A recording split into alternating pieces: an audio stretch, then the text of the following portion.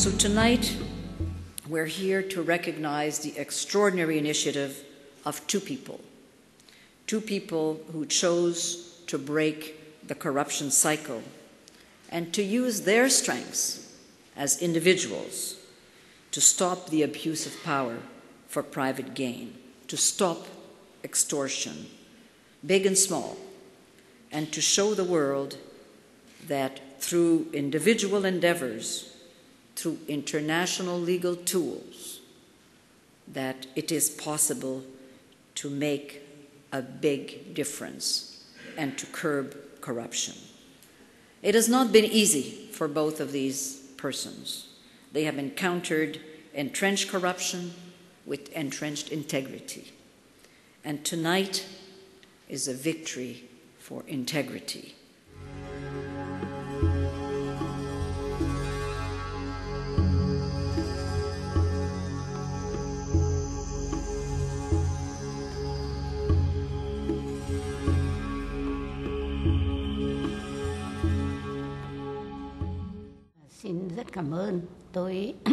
I'm an old woman, but I always think I should do something to make our society more transparent.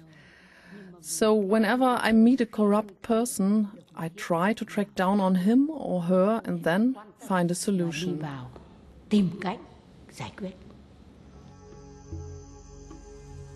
Fighting corruption is not an easy task.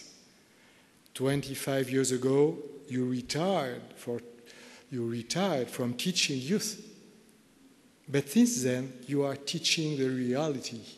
You are teaching the reality by changing things around you.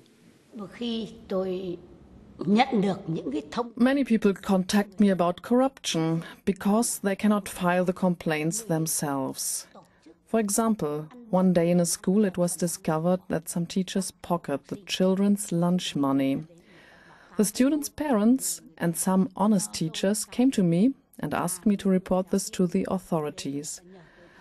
But it is often difficult to find the person in charge and even more difficult to get their telephone numbers. Once I finally have it, I have to call these officials up to 30 times.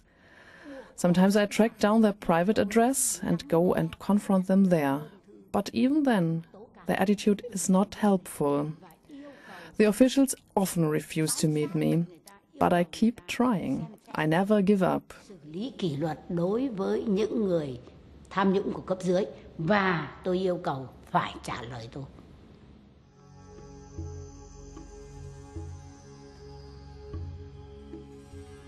The fact is that you have turned into a one-woman anti-corruption central, processing complaints, guiding others as to where and how to claim justice and to reject the abuse.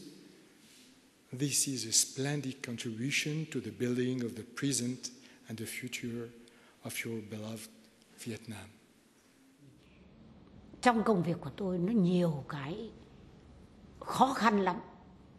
I receive many threats.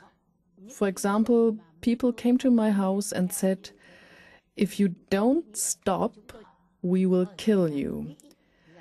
I read similar threats on the internet, or even had a funeral wreath dropped at my door. But I'm not afraid.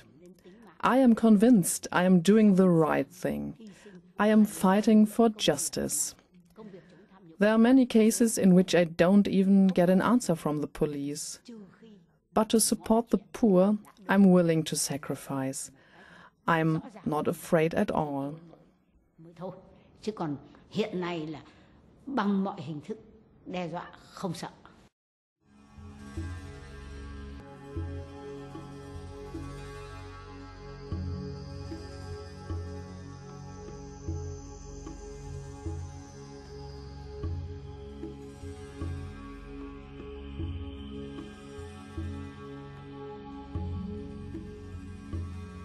Professor Pieth is indeed a key reason why the OECD Convention, it is today one of the most important tools to stop foreign bribery.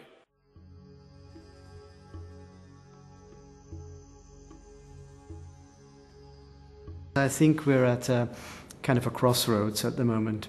For one thing, OECD only works if monitoring works. That's our major achievement in the past, very tough monitoring.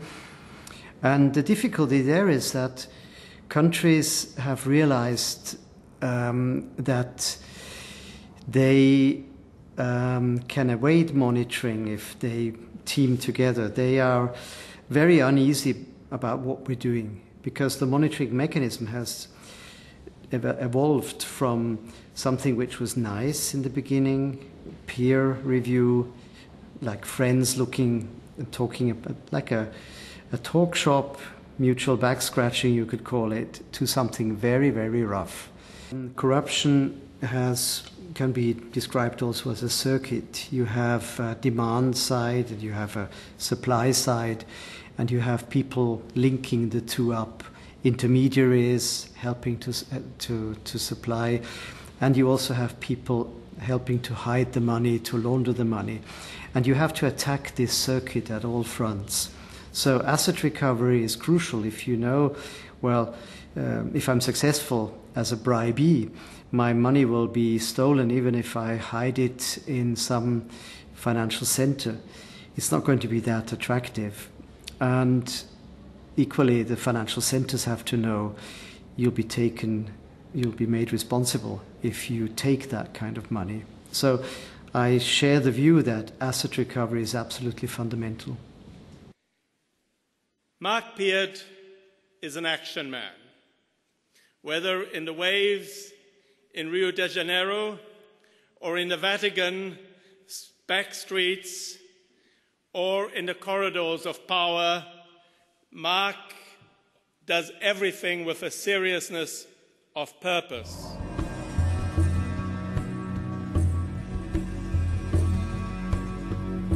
Why do we honor people?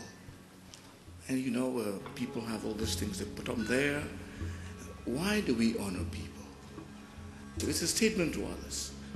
So yes, we honor them, but we have to realize that true greatness is also making a life for others, not just for ourselves.